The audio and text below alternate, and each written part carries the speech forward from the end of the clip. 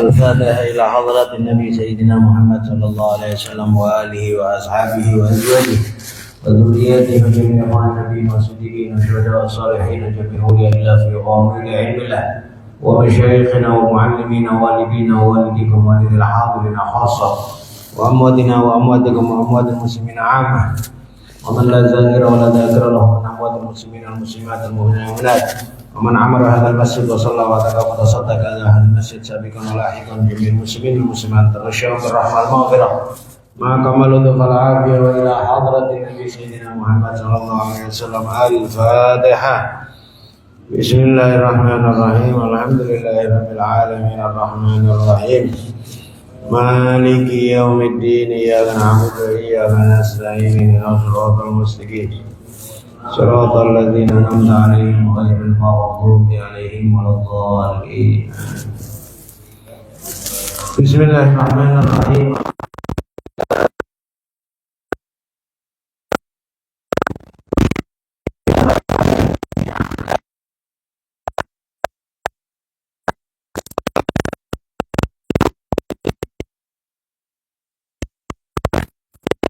لا مضل له ومن يضلل فلا هادي له. اللهم صل وسلم وبارك وكرم على سيدنا محمد طب القلوب ودوائها وعافية الأبدان وشفائها ونور الأبصار وضيائها وعلى آله وصحبه وبارك وسلم. أما بعد أوصيكم وإياكم بتقوى الله فقد فاز المتقون. معاشر الحاضرين والحاضرات, ikhwanana rahimakumullah, alhamdulillah atas semua anugerah dan nikmat yang telah diberikan oleh Allah Subhanahu wa taala kepada kita semuanya, kepada orang-orang sekitar kita, keluarga kita, sahabat kita, dan kepada seluruh alam semesta. Mudah-mudahan kita semuanya insyaallah di dunia ini selalu dalam area rahmat Allah Subhanahu wa taala, dan kelak nanti di hari kiamat juga demikian, berada di dalam area rahmat Allah Subhanahu wa taala.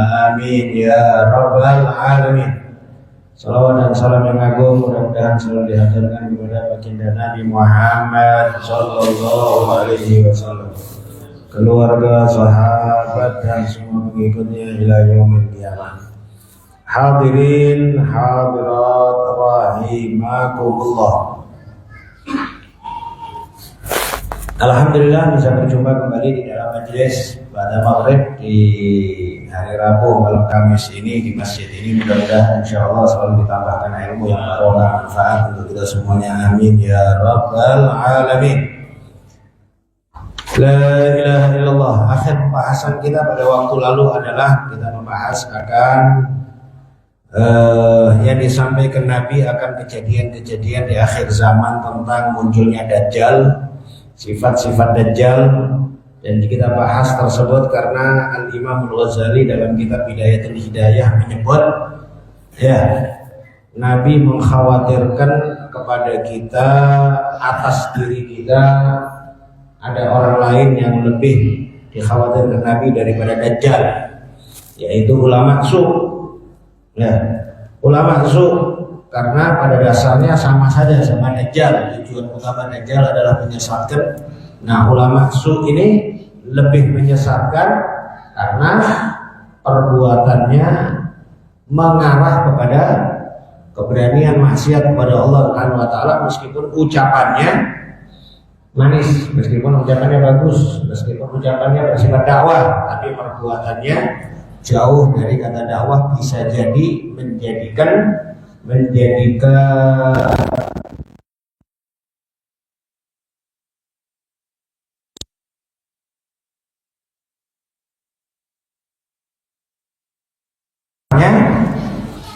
kehormatan ilmu, kehormatan dakwah, kehormatan masjid, kehormatan pengajian, gara-gara orang ini yang dia merasa dirinya berbuat baik, tapi dia merusak dari yang dia tidak sangka. Karena pada dasarnya kebanyakan orang lebih cenderung melihat kepada perbuatan daripada ucapan. Maka setelah kita mengetahui juga terbaginya orang yang menuntut ilmu, menyebarkan ilmu dalam 3 bagian, maka diingatkan, jadilah engkau wahai orang yang menuntut ilmu dari kelompok yang pertama. yaitu kelompok orang yang berniat nama Allah, mengharap kehormatan akhirat, kehormatan kemuliaan derajat di sisi Allah Subhanahu wa Ta'ala, dan menjadikannya sebagai bekal untuk kehidupan yang kekal abadi. Hati-hati engkau termasuk kelompok yang kedua. Ya, hati-hati kelompok kedua. Kelompok kedua yang gimana? Yang dia masih merasa dirinya buruk, tapi dia maju mundur. Antara dia merasa kalau dia itu buruk, tapi dia masih tetap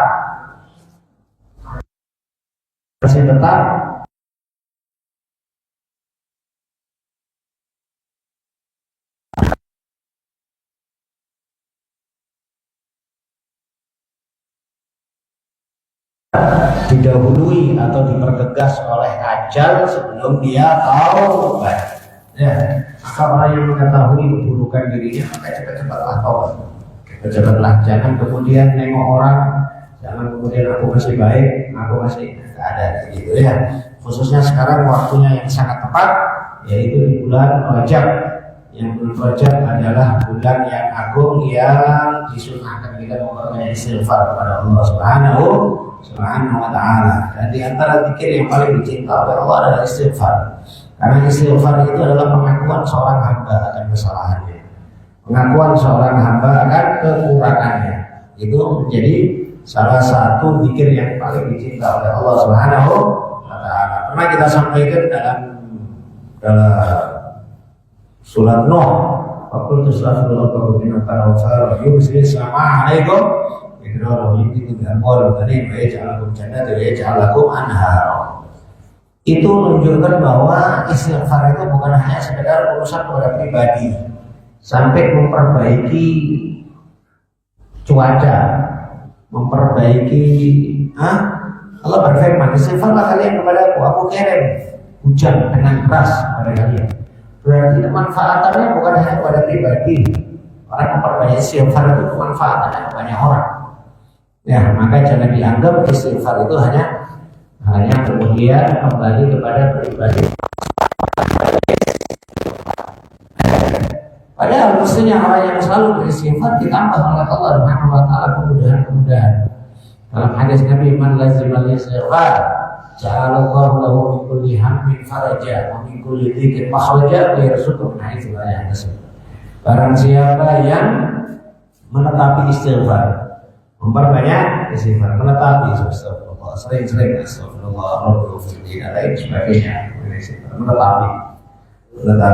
Itu disebutkan dalam hadis Nabi setiap hari lebih dari 100 kali.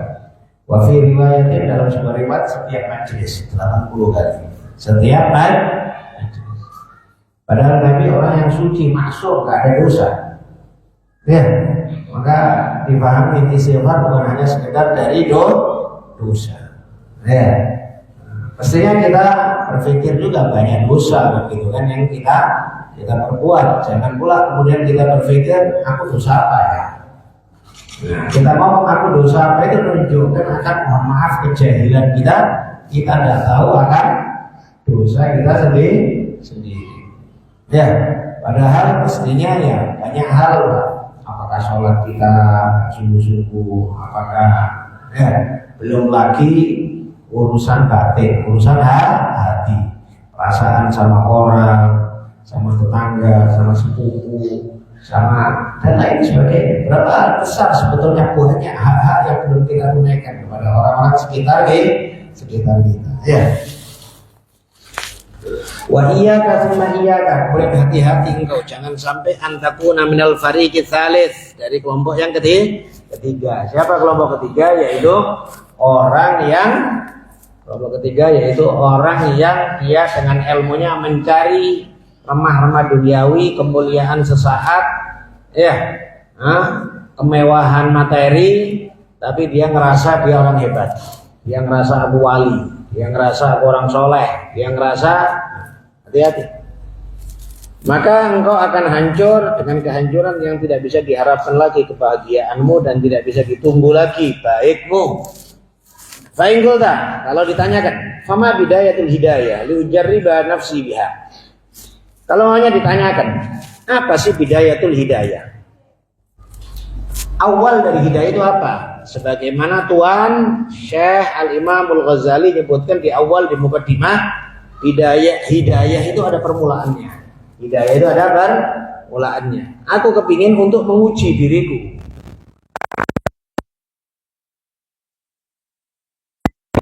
Itu hidayah.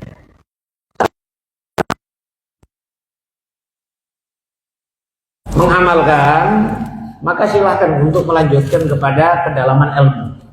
Silakan melanjutkan kepada keluasan ilmu, silakan lebih sungguh-sungguh. Tapi kalau yang ini saja engkau tidak amalkan, yang ini saja malas-malasan, masih malas-malasan. Ya, maka keinginan kita untuk menuntut ilmu, keinginan kita untuk menyebarkan ilmu itu adalah hawa nafsu. Ya, saya tidak merendahkan berbagai macam keinginan orang untuk berdakwah, keinginan orang untuk ya berbagai macam cara untuk memulai dakwah, bagus saja. Tapi alangkah pentingnya untuk diawali dengan lurusnya niat. Nah, lurusnya niat itu uji cobanya dengan ini, hidayah. Nah, apa ini? Tanda lurusnya ikhlas seseorang, lurusnya hati seseorang itu adalah menguji coba pada nafsunya akan hidayatul. Kalau dijawab oleh Imam Ghazali, fa'lam anna bidayataha dhahirut taqwa wa nihayataha batinut taqwa. Sesungguhnya awal dari hidayah adalah takwa zahir.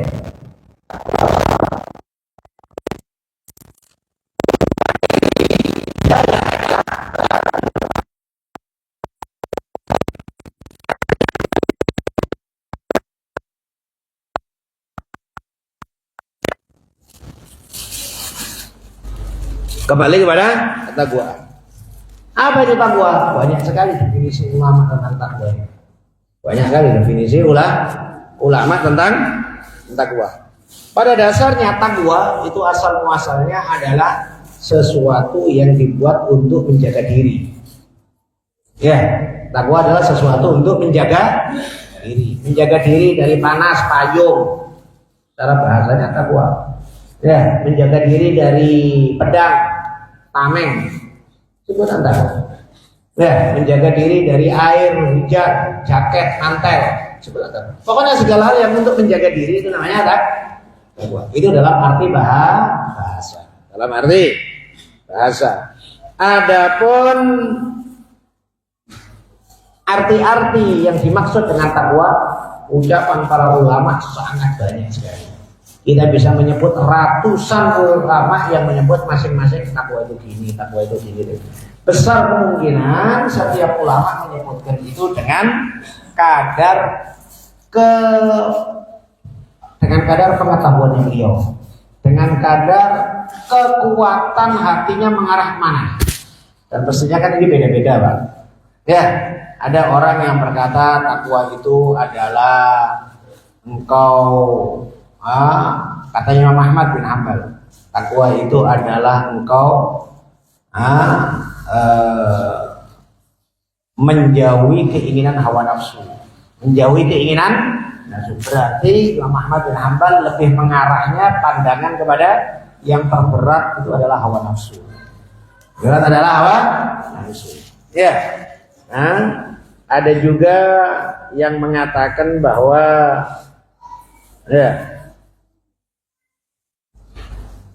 takwa itu disebutkan takwa itu adalah mengamalkan taat kepada Allah dengan dasar cahaya dari Allah. Berarti menunjukkan dia lebih mengarah kepada nilai taat dengan ilmu. Harus dengan cahaya. Berapa banyak orang taat tapi tidak tanpa ilmu.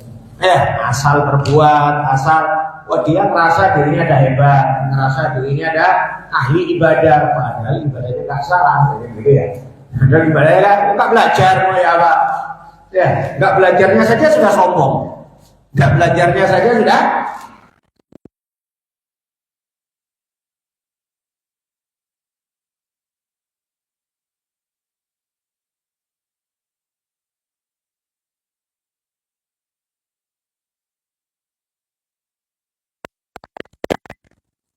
juga yang mengatakan kalau disebutkan Abu Hurairah ditanya tentang takwa, Abu Hurairah menjawab, kau pernah berjalan di tempat yang banyak durinya?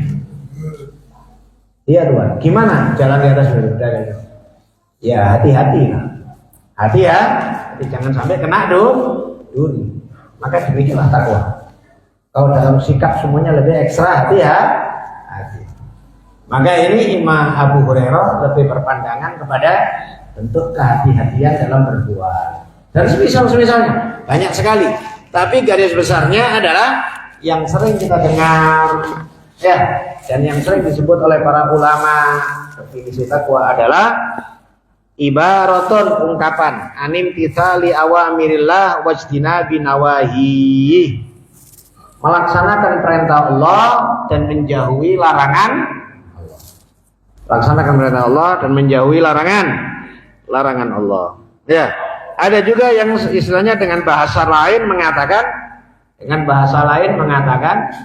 jangan sampai Allah kehilangan engkau dalam perintahnya dan jangan sampai Allah mendapati engkau di dalam larangannya. Lebih kurang lah ini. Tapi walhasil di dalam bahasa ini ungkapan melaksanakan perintah dan menjauhi larangan berarti takwa itu ada dua bagian. Ada dua, satu perintah, dua larangan. Satu perintah, dua larangan. Maka kalau dia seseorang perintah saja, larangannya diabaikan, belum takwa. Larangannya dijauhin, tapi amal perintah tidak dilakukan, juga belum bertakwa. Maka ada dua bagian takwa itu.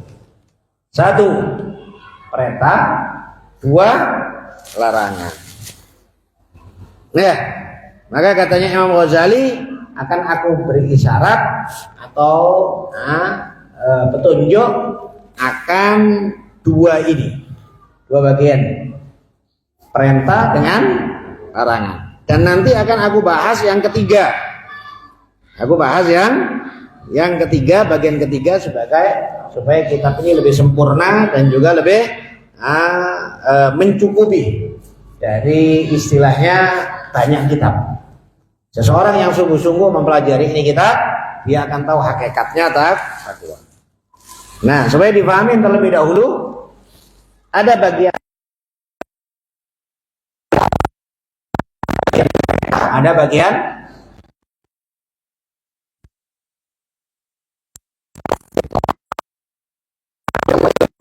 faraid wa nawafil. Supaya kita tahu perintah Allah terbagi jadi dua. Perintah Allah terbagi jadi dua, yaitu fardu dan sunnah. Perintah Allah fardu dan sunnah. Fal fardu ra'sul mal. Fardu ini adalah modal pokok. Fardu tidak bisa ditawar-menawar. Fardu jangan sampai kemudian kita mengabaikan. Apapun alasannya, apapun uzurnya, apapun, fardu jangan main-main. Fardu jangan. Ya. Dan kalaulah umpamanya ada pertanyaan, tapi kalau aku nanti uzur gimana? Udah, jangan berpikir uzur. Nanti kalau datang uzur ada bahasannya dan kau ngerti sendiri. Ya, tapi nggak usah dipikir-pikirkan. Kalau aku nggak bisa gimana? Kalau aku nggak puasa gimana? Kalau aku sakit, jangan kayak gitu. Dalam perintah, niatkan kita amalkan semuanya. Dah, semuanya. Kalau itu nggak usah dibahas. Ya, kalau itu menjadikan kita ini kemudian berpikir mau meninggalkan kewajiban, meninggalkan fardu. Betul ya? Sampai sering saya sampaikan, kita kepingin sholat jamaah sungguh-sungguh, serius, berdiri, khusyuk sampai mati, sampai mati. Tapi Ustaz nanti kalau udah tua, nanti Ustaz kalau uzur, nanti kalau sakit, saya nggak mikir itu. Yang penting niat dalam hati kepingin ibadah dengan sempurna. Tapi bagian orang belum apa-apa udah mikir. Tapi kalau aku nanti encok gimana? Nanti kalau aku belum encoknya sudah berpikir ingin meninggalkan kewajiban. Tapi kan uzur, tapi kan. Nanti kalau aku sakit gimana? Nanti kalau udahlah Pak, pokoknya yang wajib ini niatkan terus. Ila yaumil qiyamah, sampai kapan pun mati kita niat kepingin melakukan fardu dengan sempurna. Melakukan fardu dengan beda. Fal fardu ra'sul mal wa huwa aslu tijarah wa bi tahsulun najah. Fardu ini adalah modal pokok. Ya, dengannya bisa dihasilkan keselamatan dunia akhirat. Sedangkan wan nafsu war ribh wa bil darajat.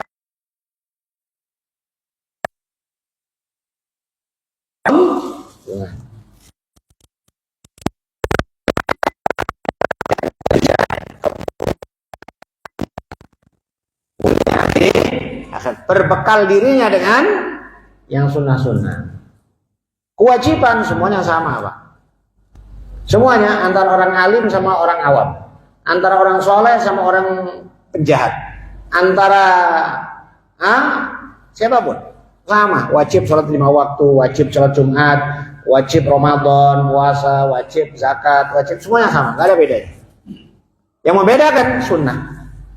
Siapa yang perhatian kepada sholat sunnah, siapa yang perhatian kepada puasa sunnah, siapa yang perhatian kepada sedekah sunnah. Ya, siapa yang perhatian kepada ini dan lain sebagainya. Ya, dalam hadis disebutkan Allah Subhanahu wa taala berfirman, hadis qudsi, "Ma taqarrabal mutaqarribuna ila bimithli ada'i maftaratu alaihim, wa la yazal 'abdu yataqarrabu ila bin nawafil hatta uhibbah." Tidaklah mendekatkan diri orang-orang yang mendekatkan diri kepadaku semisal melaksanakan apa yang aku fardukan. Semisal melaksanakan apa yang aku fardukan. Ini adalah yang termulia, yang terbaik, yang teragung, yang terpenting. Fardu. Ya. Maka mohon maaf, tipu daya setan kadang-kadang perhatian kepada yang fadilah tapi mengabaikan yang wajib. Ini diantara tipu daya setan. Tahajud tengah malam. Ya. Subuh kurang 15 menit tertidur. Lewat subuhnya. Ya, tipu daya setan. Mohon maaf. Sedekah. Ya, bikin kenduri, berangkat haji, berangkat umroh, tapi utang gak dibayar. Gimana itu? Ya, utang yang pertama kali menjadi kewajiban. Hati-hati dengan tipu daya setan. Dibisik-bisikkan kita akan fadilah sebuah amal, tapi yang wajib diabaikan. Dan berapa banyak yang semisal itu kadang kita kurang perhatian. Ya, royal sama kawan, royal sama relasi kerja, royal sama sahabat, nongki setiap malam. Ngopi mie Bangladesh apalagi namanya, semuanya wah top dah, senang. Tapi sama istri pelitnya naudzubillah, sama anak pelitnya naudzubillah. Ini tipu daya setan ini. Ya, jadi sama istri kewajiban ya, nafkah wajib. Mestinya harus lebih. Sampai Nabi bersabda, shadaqah luqmatun yaluha fi shadaqah yang afdal adalah ibarat. Maka di sini supaya kita pahami, yang wajib jangan diabaikan. Setelah wajib baru berpikir sunnah. Pikir sunnah. Dalam pelaksanaan juga demikian. Kesungguhan melakukan yang wajib, semisal sholat 5 waktu, kesungguhannya harus lebih sungguh-sungguh daripada yang sunnah. Kekhusyuannya, bacaannya, yang wajib lebih meskipun boleh saja saya perhatian kepada sunnah bagus, saya tidak merendahkan sunnah, tapi tipu daya setan. Orang disuruh perhatian kepada sunnah tapi mengabaikan yang wajib. Terus kemudian wala yazal abdu yataqarrab ila bin nawafil, dan seorang hamba selalu mendekatkan diri kepadaku dengan yang sunnah-sunnah. Dengan yang sunnah. Subhanallah, di semua amal wajib pasti ada sunnah. Karena sunnah ini adalah selain penyempurna yang wajib, juga sebagai tangga menuju lebih mulia menjadi wali Allah Subhanahu wa ta'ala. Sampai aku cintai, firman-Nya Allah, sampai aku mencintai dia. Semua ibadah wajib pasti ada sunnah. Sholat wajib ada sunnahnya. Puasa wajib ada puasa sunnahnya. Ya, urusan zakat wajib ada juga sunnah. Haji umroh wajib sekali, tapi ada juga sunnahnya. Ya, sama juga demikian umpamanya bakti sama orang tua wajib, tapi ada juga sunnahnya, melebihkan dari bakti, gembirakan orang tua, nyenangkan orang tua dan lain sebagainya. Ya, dan termasuk juga perhatian kepada sanak famili kerabat, itu juga nyenangkan orang tua. Dan lain sebagainya dari perbuatan-perbuatan yang wajib pasti ada yang sunnah. Syahadat wajib. Sunnahnya apa? Zikir. Sunnahnya zikir. Zikir macam-macam semuanya, ya kan? Syahadatnya wajib. Zikirnya sunnah. Hatta uhibbah, sampai aku mencintai dia. Maksudnya cinta khusus, cinta istimewa. Yang sebetulnya semua orang mukmin pasti dicintai oleh Allah Subhanahu wa ta'ala.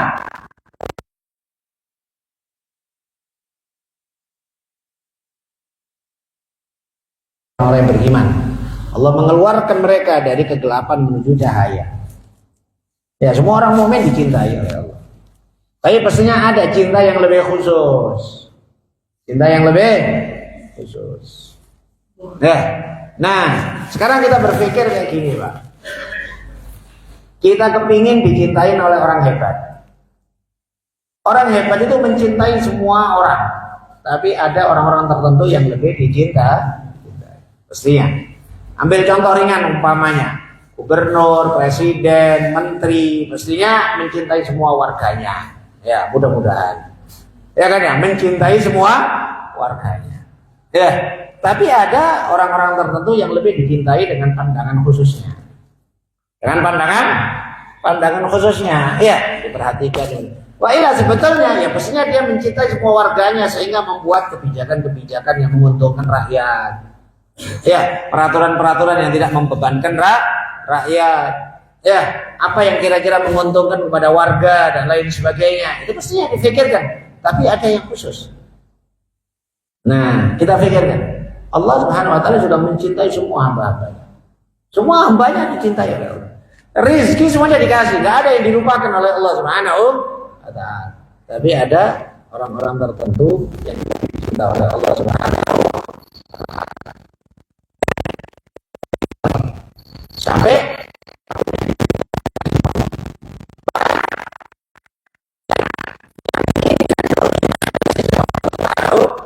meskipun itu sesuatu yang mungkin dohirnya mustahil.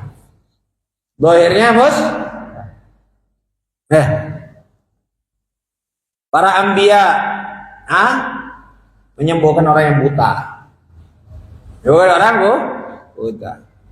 buta sembuhkan. Nabi Yusuf balikkan masa tuanya perempuan yang sering godain beliau, yang sebagian nyebut namanya Zulaikha, ya kan? Udah tua renta, dibalikkan jadi masa muda.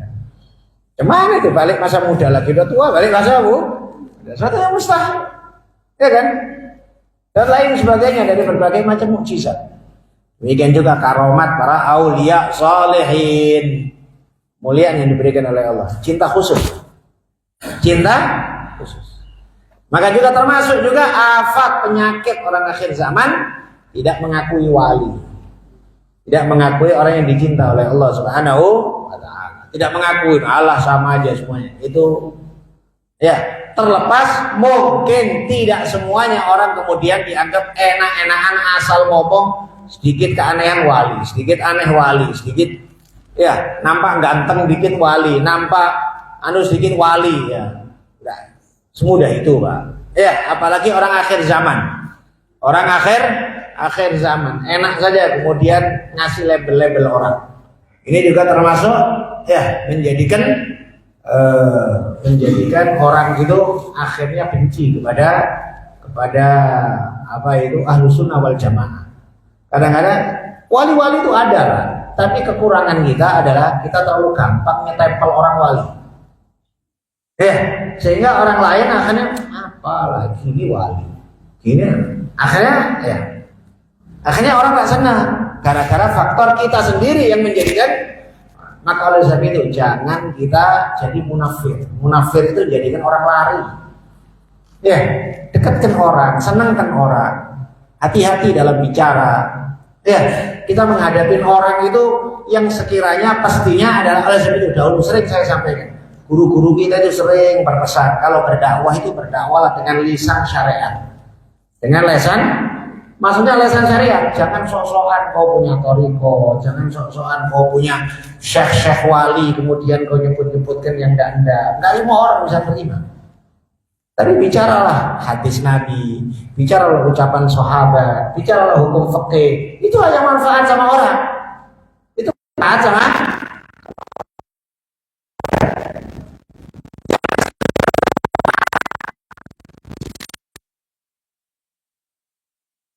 melebih-lebihkan. Sebagaimana orang kalau udah benci jatuh kan. Sportif itu sulit. Itu watak kebanyakan orang. Semisal mohon maaf ya, orang kita Ahlussunnah wal Jamaah kadang-kadang terlalu meninggi-ninggikan orang sedikit-sedikit kutub.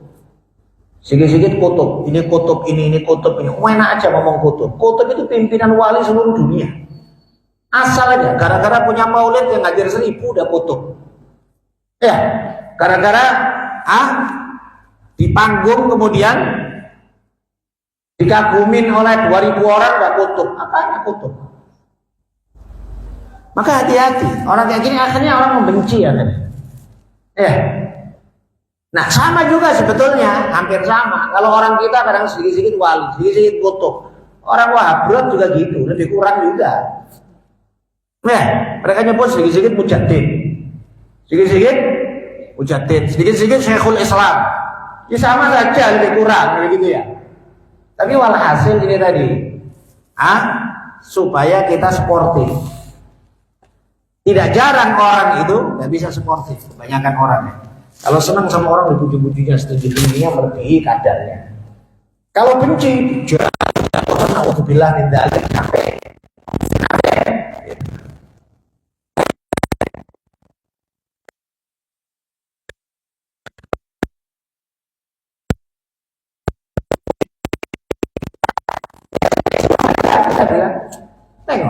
Tengoklah. Gak lebih dari 1 bulan mau fitnah kita. Gak lebih dari 1 bulan mau fitnah kita. Biasa aja kita sama orang. Jangan terlalu kemudian kagum dipuji sama orang dan lain sebagainya. Kita tahu sendiri.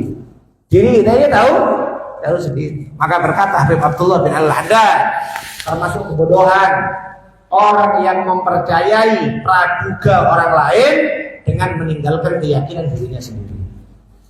Kebodohan, bodoh. Orang yang percaya dengan praduga orang lain. Orang menduga kita baik, kita percaya. Tapi kita meninggalkan keyakinan diri kita sendiri. Apa lain? Kita tahu ya diri kita ini apa, gitu ya. Kita tahu sendirinya diri kita gimana itu kita tahu. Jangan pula keyakinan kita pada diri kita sendiri dihilangkan gara-gara praduga orang. Gara-gara praduga. Di sini tadi kita sampaikan, ya. Faida ahbabtuhu. Kalau aku udah mencintai dia, terusannya hadis. Kuntu sam'ahul ladzi yasma'u bih. Aku menjadi pendengarannya. Pendengarannya dia lewat tembus ke entah berapa jarak jauh. Ya, semisal ceritanya Sayyidina Umar bin Khattab ketika khutbah, beliau meneriakkan ya Sariya al-Jabal, ya Sariya al-Jabal. Pasukan gunung. Semua sahabat yang dengarkan bingung ini. Keluar dari jalur khutbah, tahu-tahu ya Syari al-Jabal, ya Syari al-Jabal. Ternyata apa yang terjadi? Saat itu Sayyidina Umar itu kan mengirim pasukan yang apa itu? Yang akan menyerang satu daerah. Dan daerah itu sangat jauh sekali. Sudah perjalanan berbulan. Perjalanan berbulan. Sayyidina Umar mengetahui bahwa mereka akan melewati satu lembah di antara dua gunung yang musuh-musuh sudah siap di atas gunung dengan panah-panah. Maka Sayyidina Umar mengingatkan mereka saat beliau berkhutbah, ya saya ada jawaban. Pasukan gunung, pasukan.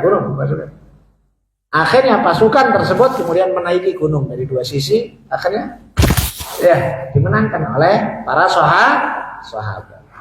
Kalau mereka melewati lembah itu, mereka terkepung dan akan banyak terbunuh. Nah, suara dari kota Madinah sampai. Disebut mukjizatnya Nabi.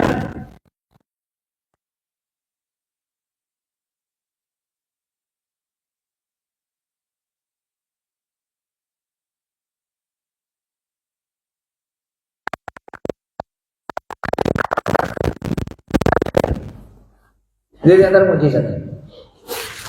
Kalau disebutkan ketika haji wada yang ikut Nabi itu 124.000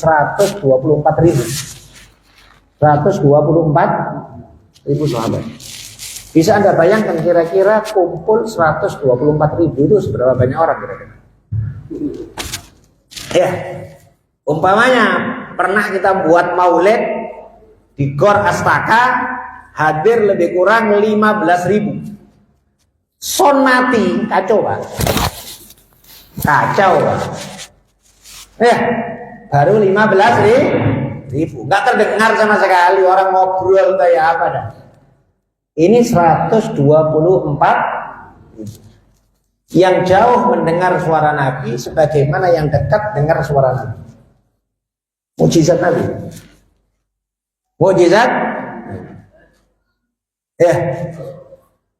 Dan subhanallah, kadang-kadang masih ada keramat dari sebagian kiai-kiai tua, guru-guru kita dapetin spesial.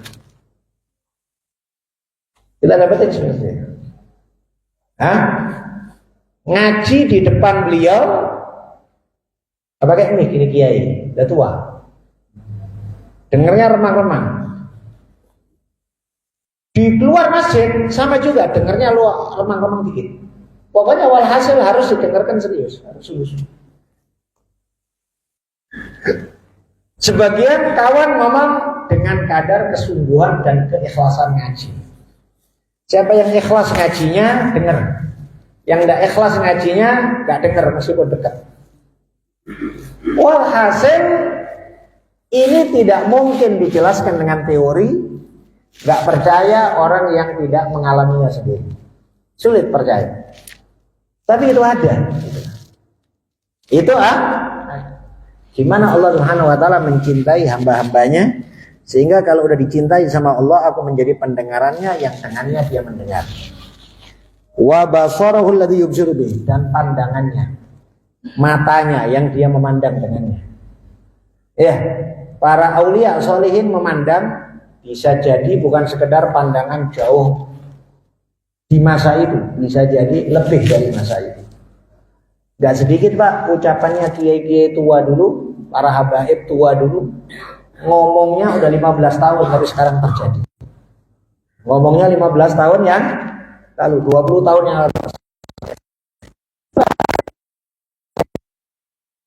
Dari mana pandangan matanya? Maka jangan dianggap orang kafir punya radar. Orang kafir punya alat live streaming, bisa melihat jarak jauh. Kemudian Allah tidak punya gitu. Allah juga punya, diberikan kepada para hamba-hambanya yang saleh. Walisanahu alladzi yantiqu bih, lesannya yang dia berkata-kata. Dia setiap berkata-kata terjadi. Kalau udah dicintai sama Allah Subhanahu wa yadahu allati yabtisu biha, dan tangannya yang dengannya dia memukul. Nabi Musa mukul satu orang langsung mati. Pukulan apa ini Nabi Musa ini? Masa sekali mukul mati? Berapa kuatnya mukulnya Nabi Musa? Ya. Sayyidina Ali bin Abi Thalib mengangkat pintu Khaybar, pintu gerbang Khaybar dalam peperangan Khaybar. Kemudian dilemparkan sama Sayyidina Ali bin Abi Thalib. Berkata para sahabat, selesai perang Khaybar, kami 30 orang gerakkan itu pintu gak sanggup. 30 orang kami gerakkan, kami angkat gak sanggup. Sayyidina Ali ngangkat dengan apa? Ada waktu-waktu tertentu. Ya, diberi keistimewaan oleh Allah Subhanahu wa ta'ala. Wa rijlahu allati yamshi biha, dan kakinya yang dia berjalan.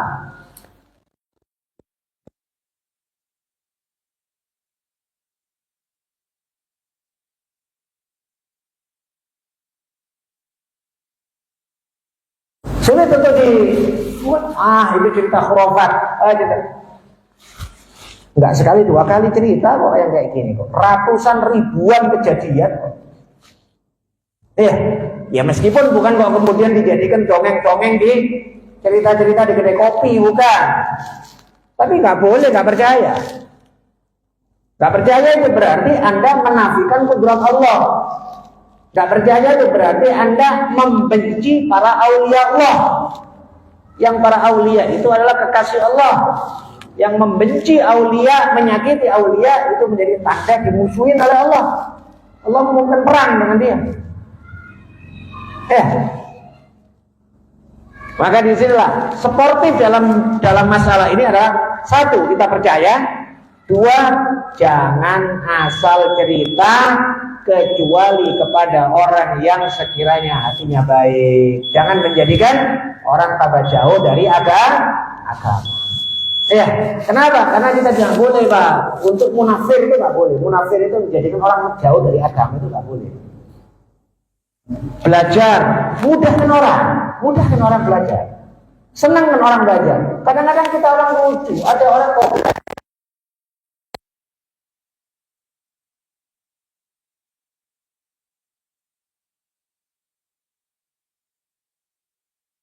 ngomong pula sama muridnya. Model bacaan Fatihah kayak gini, 2 tahun nggak selesai kok baca Fatihah. Yang belajar ini model Fatihah aja kok 2 tahun. Nggak usah ngaji lah. Nggak usah lah. Ini contoh munafir ini, orang jadikan orang nggak mau ngaji kayak gini. Mudahkan lah, gampangkan orang ngaji.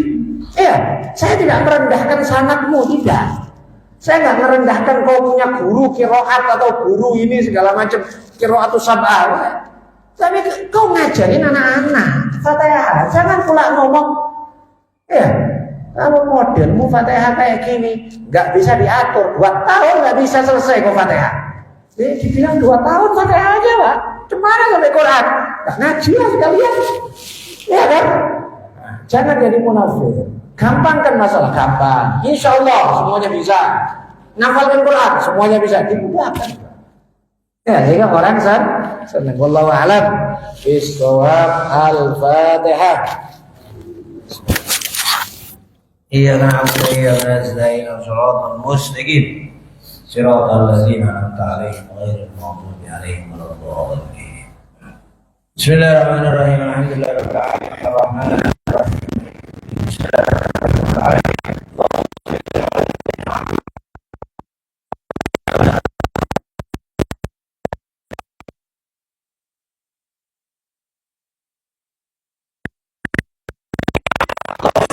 علما نافعا وعملا صالحا متقبلا ورزقا واسعا حلالا طيبا مباركا اللهم بارك لنا فيما بقي من رجب وشعبان بلغنا رمضان اللهم بارك لنا في رجب وشعبان بلغنا رمضان اللهم بارك لنا في رجب وشعبان بلغنا رمضان في صحة وعافية تامة ولطف كامل يا رب العالمين ربنا آتنا في الدنيا حسنة وفي الآخرة حسنة وقنا عذاب النار صلى الله عليه وسلم على سيدنا محمد وآله وصحبه أجمعين والحمد لله رب العالمين.